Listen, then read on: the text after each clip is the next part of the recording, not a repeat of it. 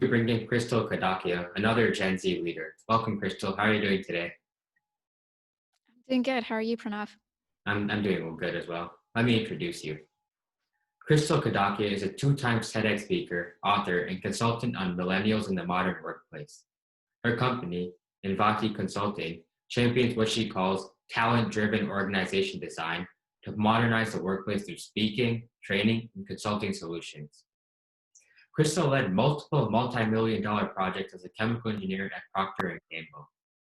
She transitioned successfully to training and development and led multiple global programs, including renewing the new higher technical university training program and standardizing onboarding globally. Today, she has given more than 50 talks and has influenced more than 1,000 leaders to shift their paradigm on the modern workplace. She is also a regular contributor to the Huffington Post and the Human Capital Institute. She also wrote a book named The Millennial Myth, Transforming Misunderstanding into Workplace Breakthroughs. So I just wanted to ask, I saw our company, Invati Consulting, is focused on modernizing the current workplace. And that's one of the topics I'm currently interested in and researching, basically integrating Gen Z into the current workforce. What are your thoughts on this topic? Yeah, so it's obviously a really big topic. When I started my career, I was actually a chemical engineer, like you mentioned, and I was working for a corporate company. So, full transparency, I'm not actually Generation Z. I'm a millennial. Um, a little bit on the older, the previous generation side. And when I started, what I saw were a lot of issues with transitioning from the industrial age way of working to the digital age. And, when you think about it, the workplace has been a certain way for about 120 years. There was this whole mass manufacturing movement in the early 1900s that created the workplace of today. Um, but a lot has changed, and millennials were the first generation to grow up in that digital technology world. And of course, now it's the world we're all, Gen Z's growing up in and we're all living in. So, one of the big things with workforce change is that it doesn't happen overnight. It's really embedded in people and culture.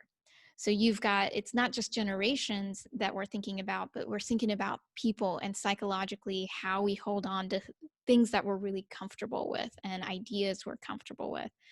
And frankly, before digital technology, the idea of working was a lot simpler. There was there's a set known of career paths that people could take. You're a doctor, you're a lawyer, you're an engineer, you're working as a blue collar worker, you're working in healthcare. And now it's like, wow, you can invent a career if you wanted, and that's totally fine.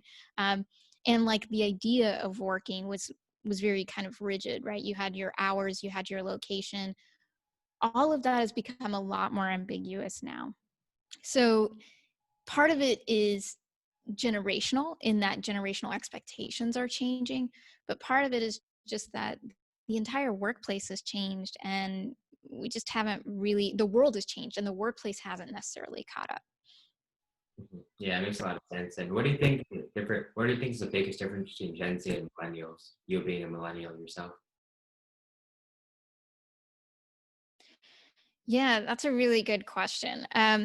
When I think about Gen Z, I think a lot about really perception of time. And eh, perception of time to me is such a big fundamental distinction, perception of time and relationships. So as a millennial, I remember growing up taking time to do things and to have a lot of space where there's a lot of nothing, and I had to figure out what to do with that nothing as a young child. And those concepts, or that lesson of time, it started to change for me. Like as I got older, because of digital technology, things became much more at my fingertips. But I still remembered things like reading maps on road trips and like literally figuring it out and like being the one in the car with the foldable map. And this probably sounds very, now I feel like a Gen X or boomer sharing the story, but it happens to all of us, right? So, and I think about Gen Z and what must have changed in that concept of time when, if you didn't have that experience of things not being instantaneous. And I think fundamentally at work, this is a really important change because careers last a lifetime. We're talking about what you want to do, what you want to build, what you want to create over decades. And with the digital technology and how it's affecting our expectations, we put a lot of pressure on ourselves to try to accomplish something in like the amount of time it takes to Google something. And it disconnects you from the fact that in real life, it's okay for things to take time. And similarly with relationships, we often wish they were simpler and less messy than they might be. And at the same time, they're more remote and isolated now, and we really have to remind ourselves that there's people on the other end. So and I say we because even though millennials and Gen X and boomers, we have different memories of times before that, we're all struggling with these notions, and Gen Z to me is just struggling with it even more because you might not have that memory of like feeling okay with the awkwardness of a relationship taking a year to build. Yeah, it makes sense. I think there's a lot of differences as well, but I think Gen Z and millennials are definitely a lot closer than millennials and Gen X. Yeah, I see us as a bridge for sure. Like I can see a lot of the viewpoints from before, and I can see it now. I think probably a third continuing difference is, especially in the U.S., the level of diversity we see.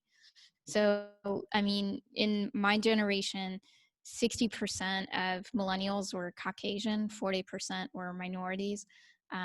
When you look at uh, college graduates, there was actually about 50-50. There was even more female graduates coming out. And with Gen Z, these trends are not just continuing, but now we have a lot of we have a biracial community coming up, as well as, people continue to mix. And that's a significant difference from Gen X, boomers, especially in the workplace, because we all know when you're of a different culture, you have different beliefs, you grew up in a different way, and now you have to figure all that out. Yeah, it makes sense. And I also saw you wrote a book on the topic of integrating millennials into the workforce. What got you interested in writing, and why did you write your book on this topic in particular? So when I was working at the corporate, my basically my 9 to 5 job, when I was working there, I started moving from engineering to being a training manager. And when I was designing training, that was really the first crucial moment where people were talking a lot about generations. And they were doing these trainings on Gen X and Boomer and Millennials, and they'd like kind of put everyone in these boxes. Like these are the different traits that everyone will bring. And it was so confusing. It would like, a lot of people were like, well, that doesn't really fit me, or, oh, I can relate to a millennial, or a millennial would be like, well, I don't know, I can relate to the other ones. And it's just not very helpful. So I started realizing like, wow, there aren't a lot of millennials in this space talking about millennials, and that putting people in boxes really wasn't useful, right? Like it wasn't creating anything that we could actually work with in the workplace. Like to your point of wanting to make a positive change in the workplace, how does boxing people up help with that? So I started speaking about this generation gap, but again, really more as a technology gap, as hey, like the whole world has changed. It's not just a generational thing. This change is going to impact every generation from now on.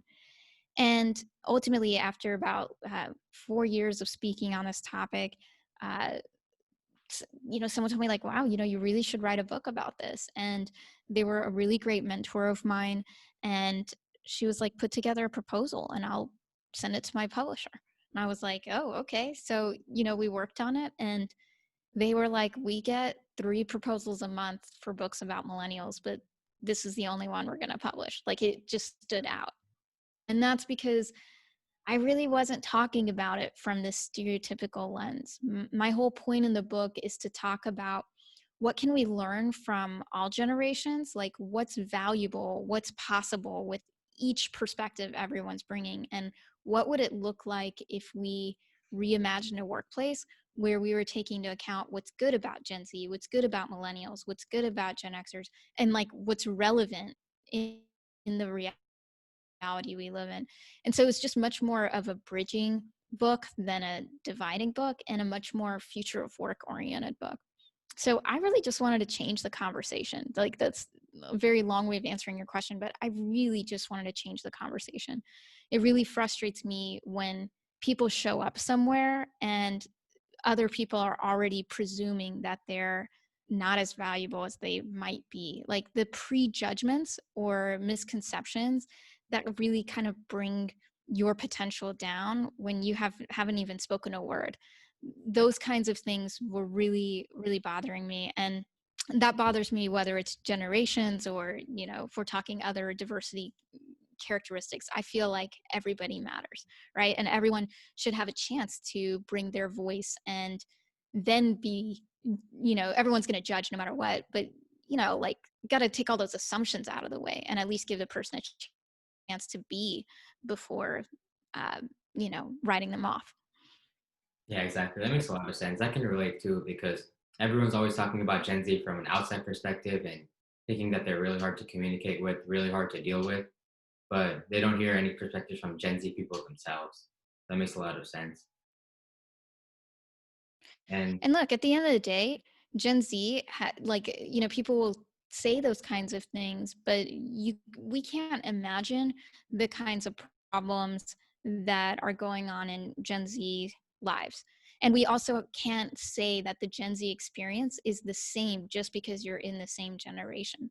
Like, around the world, there's Gen Z everywhere, and, you know, they're affected by their country's events, their local events. They're impacted by their parents. They're impacted by their education system. They're impacted by their own personal choices. And of course, they're impacted by whatever role technology is playing in their lives. Now, I'm a really firm believer that, you know, in everyone's life, there's been challenges. And again, it's presumptive to assume you would know how to deal with a challenge better than someone who's been there. Or, you know, everyone's going to deal with it the way they might deal with it. And you got to give everyone a chance to really show up, and you have to communicate um, if you're not getting what you want, and that goes both ways. yeah, exactly. And going back to your writing, have you always been interested in writing since a child, or is that just something recently that you developed? Well, here's another thing about the digital technology age, right? We're a time of content creation. um, Consider that if I had been born at any other time, like previous to when I was born, what were the chances that a 26-year-old would be speaking on a stage, you know, in Norway, right? Yeah, Probably very little. yeah, And this is one of the huge possibilities and benefits of digital technology, is that it allows someone like me to gain a voice, right? I've spoken to rooms and rooms full of executives, okay, the status quo leaders that many minorities hope to influence, right? And how we hope to try to make a shift. And I'm invited in that room. And that to me is incredible. So this wasn't about me having a career goal as a child, right? Like, this is not, and I really think that's something, if I could pass on to anyone, it really goes to that, is we have all these labels for what we could do when we grow up. But that label, that job title, that's not what really drives you, or it's not what really drove me. What I really think a lot about is, what is the change I want to make? What's unique about me that can bring that change about? Like, what's unique about my story? And then what's the fastest way for me to make that impact? And when I left my job back in 2014 full time, I've had my business now for 9 years. Um, but when I left my company, I was like, what's the fastest way for me to make an impact? And it turned out that public speaking was number one on that list. As the public speaking took momentum, the next was writing the book.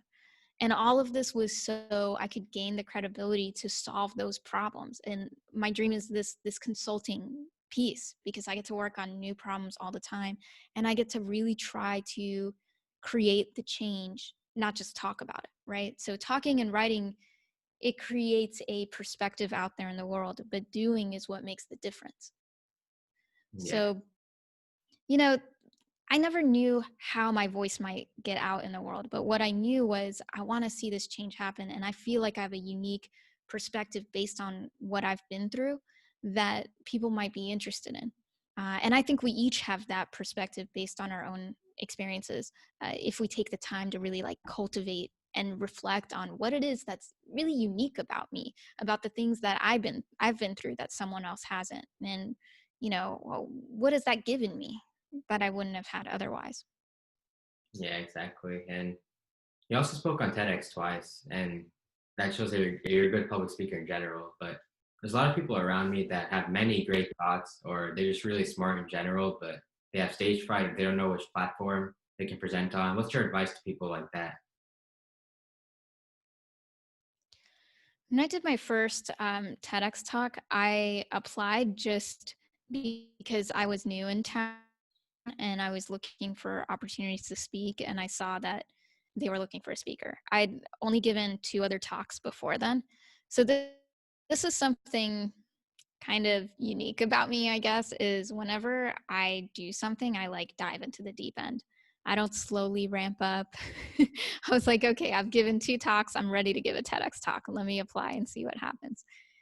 But that doesn't mean I wasn't afraid. I was like really terrified. And TEDx is a very, especially for first time, basically first time speaker, it's a very terrifying process. Like for 2 months, you have a speaker coach, you're writing your talk, they're critiquing it. You have to give the whole talk to the TEDx committee. There's like a whole dress rehearsal before you actually go on stage. Well, the day before the talk, we were doing the dress rehearsal, and the person before me actually burst out into tears when she was practicing. And I was like, oh crap. I was like, this is not a good sign, right? Like something's going on. And the person who was speaking after me, she told me, you know, just remember this talk is not about you. It's about your message. And it's about the fact that people need to hear your message. That one sentence has helped me throughout all my fears of speaking and being on stage. Um, there is a lot of times I've dealt with imposter syndrome. Like I'm in a room full of CEOs and I'm thinking, what could I possibly have to say that these folks who've had so much more experience in their careers, who've probably dealt with much bigger people development challenges than I've worked on, what could I say to them? And then I always remember I was invited here. I already am in. Okay, so if you found a stage where you're invited in, let that give you confidence. If you're creating your own stage, just remember that there's so many unintended consequences. You never know how something you say might connect with somebody, and you might never hear about it. I know a lot of times I have a lot of silent observers who maybe 3 years after listening to something I put out, they message me and they say, that thing you said really impacted me and it came to mind today because blah, blah, blah. And I'm like, oh my God, that was 3 years ago. I had no idea, right, that even mattered. So yeah, I think there's so many smart, brilliant people who don't take up space. And I think as we all get older, the idea of taking up space and becoming more comfortable doing that while also honoring the fact that other people have space too, and they deserve that same stage, that's such a huge growing aspect. And anything you can do to share your voice and also create space for others to share their voices, you're going to grow in power, Like it's an incredible, fulfilling feeling knowing that, I have a point of view that helps people bring out their points of view. I mean, that's so cool. It's really just very, very cool. Yeah, and the digital age is coming around. So, like you said, everyone can be a content creator and spread their messages. It's a lot easier than the old days. Definitely. And it's like important that, I think even for me, like I always want a certain, everyone wants certain numbers, like especially just because the digital age, like there's no other way to measure if what you're doing is mattering. That's how it feels, right? Like you want to see 60 comments every time you post something, or, like there's that whole feeling of, well, those are the metrics. But even recently in the last year or so, I've really started focusing on the community aspect of what I do. And it's not as much about the number as much as it is the one time someone says something to me that results in a consistent relationship afterwards. And I don't know, this is so new to me too. Like I'm still thinking through what it means. But I've spent years having an online presence without having long-term continuous relationships. And it's hard because nowadays you can spend 90% of your time behind a screen. So you might not even have the local relationships like outside of your home physically. And then online you have like these very short term little moments of interaction, so somewhere in your life you've got to build that long-term continuity of relationships. It is for your own health, like it's for your own feeling connected. And so that's something just even in this last year I've been working a lot on. So I'm not afraid to admit it. I'm in my early 30s and like here I am figuring out community, which I imagine is a struggle for many people. Yeah, for sure. And how did you draw your inspiration to think like a leader and get into talking and being really confident? Who are your inspirations? So this is also really kind of a silly reference, but I remember once I was watching a Lil Wayne documentary, Yeah, and he was like, Lil Wayne the rapper, and he yeah. was like talking about how he never listens to other music because Oh, he was just he yeah, he's like he doesn't want it to pollute his flow, right? His magic, his yeah, vibe, his energy. And so to be honest, like I haven't had many inspirations, like because I'm kind of like that too. Like I spend a lot of time in introspective reflection. yeah. And so my inspiration is really my own experiences and me spending the time to think through them and understand what did they mean to me. Um, in terms of me thinking like a leader, 1 second. Sorry, I'll repeat this in just a moment. Mhm. Sorry, this is our work from home life right now. But in terms of the inspiration to think like a leader, something about leading versus following is always putting your focus on moving forward. A lot of people spend so much time talking about what all the things are that they can't do. Oh, well, I couldn't do this because then blah, blah, blah, blah, blah, blah, blah. And I just don't believe in that. I don't know what else to say, but I don't believe in that. I always believe in every situation, there's something good, there's something useful. I always believe that if I don't see a way out of something, it's because there's something I don't know, and there's things that I don't know that I don't even know.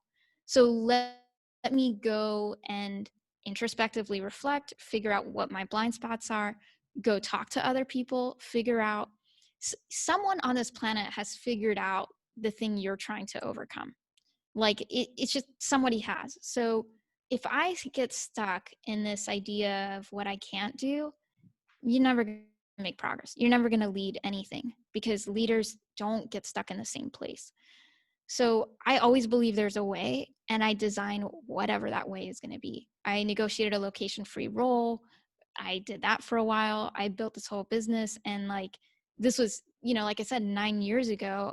There a lot of the tools we're even using right now with Zoom, like I wasn't using that. and it just was I was an engineer. I never thought I'd be a public speaker. But what I knew is the impact I wanted to make. And I just wanted to dive in the deep end. And sometimes what you do, it's so freaking audacious. It works because you believe that in what you can do, not what you can't do. So that's my thinking like a leader. The people who I see lead, they believe that it's possible. Um, Yeah. a lot of people just don't believe things are possible, and then they don't even try. Yeah, it's really cool. And I can consider that myself as I'm applying to college and I'm still not sure, but I'm not fully sure what I'm going to do in college. So it's just crazy that everything can change in such a short period of time. You never know what's going to happen. Yeah, you don't. And I really shout out to everyone who's graduating from high school right now, who's graduating from college, because 2020, this was, Really. I really have so much compassion and empathy because I know how those moments felt for me, like graduating, and they're supposed to be amazing. And this could not be the more isolating time and ambiguous time to graduate. And just know that there's possibility in that too, right? Like there's something because of this time that you'll be able to do that you couldn't do with all that structure before.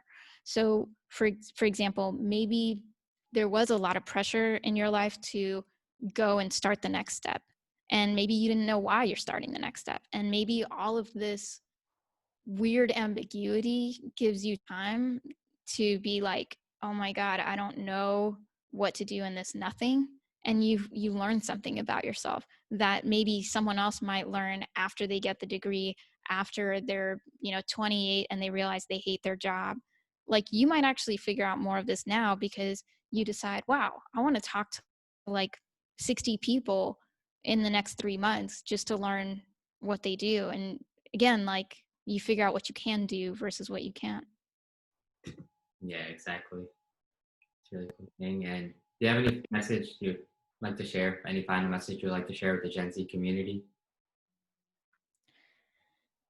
Yeah.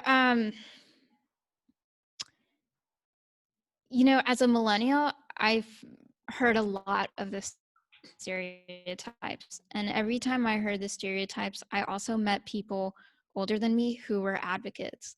And, just because things go viral online doesn't mean that's what everybody believes. And so, if you come into a situation or a workplace thinking that you're less than, you're going to show up as less than. You're going to be afraid to bring your voice. You're going to be anxious about it. I'm not saying be cocky, definitely be respectful, definitely honor other people's points of view, but just believe that there's good people out there. And right now, if you're in a really ambiguous situation, really try to see what you can learn both about yourself and from other people's journeys, because we often don't have a lot of time where we're not stuck doing something, like working towards the next milestone. And as uncomfortable as it feels to not maybe have a clear milestone right now, sometimes that can be the thing that is the turning point in your entire life, right? Can make you choose a completely different direction that's more authentic to you. And anything that feels more aligned to you, you'll know when something is aligned because you won't feel that stress and anxiety.